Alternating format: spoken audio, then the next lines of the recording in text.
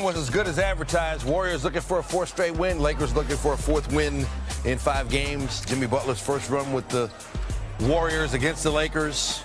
Under 5 to go in the first half. Warriors up 6. How about Steph Curry? Bucket and the foul. Warriors go up 9 after the free throw. Under 3 to go in the half. Warriors up 10. Brandon Podziemski just went nuts.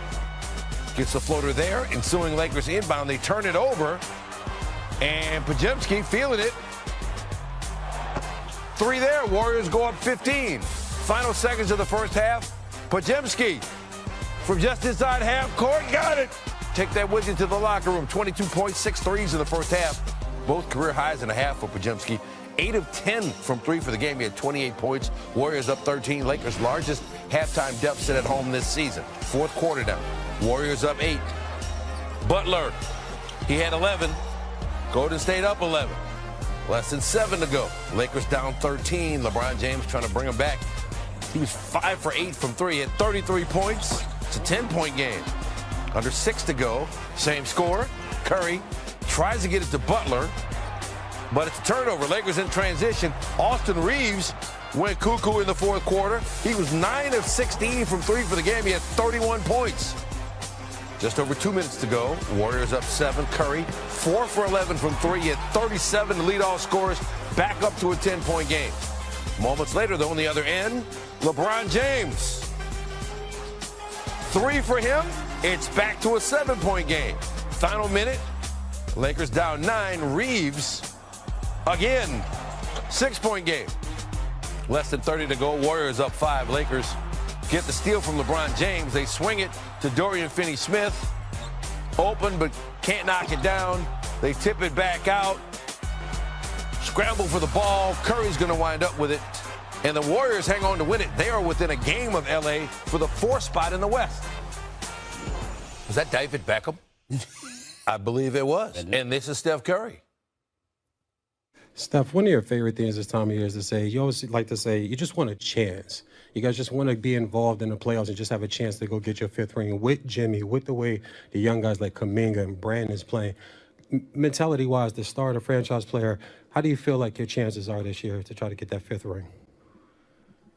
Step 1 is get a playoff series. Step 2 is to try to win 4 games and then figure it out from there. So where we were 2 months ago, 11th seed, and really struggling to find an identity, that's where that kind of comment comes out, because you know, the way that we're playing right now is reflective of what Jimmy's brought to us, but to the question of, you know, BP, Moses, JK, you know, Looney, Gee, Buddy, everybody, you know, QP who's in the rotation and really helping us. All those guys are understanding what winning basketball is and how it doesn't matter what it looks like, just compete, you know, have confidence when you're out there on the floor. And I think we've understood with a shorter rotation and more consistent rotation that we, you know, how the pieces fit. So it's, you know, again, a lot of work to do, but I like where we're at right now.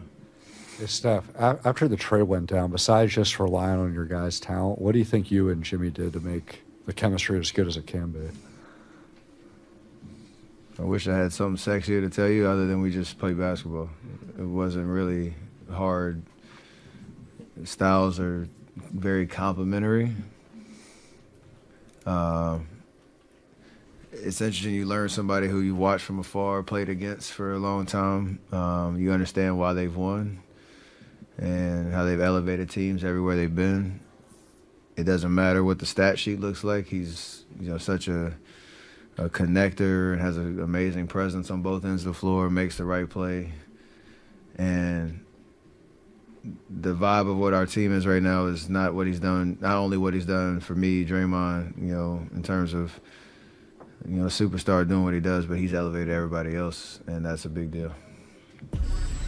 37 for Curry, 33 for LeBron James, and there's always a good chance they're going to put on a show when they face off. Thursday marked the 11th time they had a dueling 30-point showdown, including playoffs. That's tied for the second most games by a pair of active players. Cherish it. Point fourth quarter lead. They got it down to 5, but they couldn't get over the hump. The Dubs bench outscored the Lakers bench 26-7. LeBron, 33 points, 9 assists, 5 rebounds. Austin Reeves, 31 points, 6 rebounds. Rui, 24.6 rebounds. Luka had 19 points on 6 of 17 shooting, 8 rebounds, 7 assists. In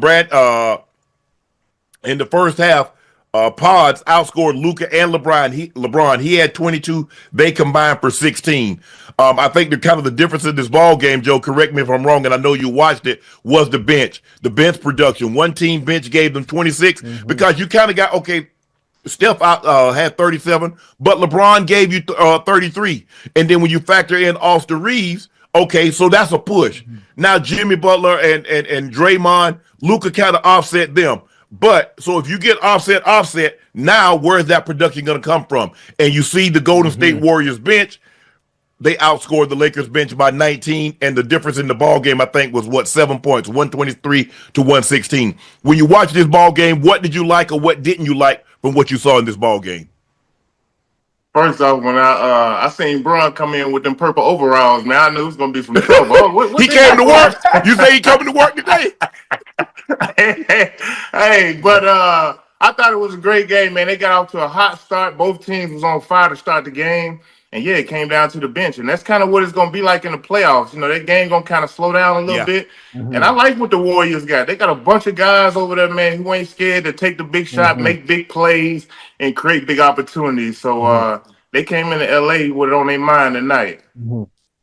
Because normally the Lakers have had their way with the Warriors over the last several years. Yeah. They've had LeBron has been sensational. He was sensational again tonight. What was he, 10 or 15? He didn't take a whole lot of shots. He was very, very efficient. I thought sometimes, Joe, he overpassed the ball. And I think if you watch him now, he starts the game in pass mode. He's not looking to attack. He's looking, okay, Austin, you go do your thing. Okay, Luka, you do your thing. He's not in a mode where he's like, okay, I can go get mine. And if you go back and look, say, the last 7-8 games, the first half, he has not played well. Most of the time, he's under double digits in the first half. And then he picks it up as he goes. This was by far the best game that he's played since that injury. Me seeing it. And, I watch all the games, Joe. But I thought this was his best game. The second half, he became aggressive. He wasn't aggressive to start with. 25 points in the second half. I think he had 14 in the third quarter, 11 in the 11 in the fourth quarter. But what did you like about what you saw from LeBron tonight, as opposed the previous night coming back from this injury? Yeah, this seemed like it was probably the best game he's had since his injury. He was in pretty good rhythm. But yeah, he does. It seems like he kind of comes out a little unselfish early to kind of get those guys in rhythm and get them going. And sometimes it kind of hurts him kind of late. Takes him out of his rhythm. He's too unselfish. You know what I mean? But I seen him. He did the same thing today. And it's like in the second half, he felt like, okay, I got to give us something in order for us to win. But yeah, I think sometimes with him being a little too unselfish, I think it kind of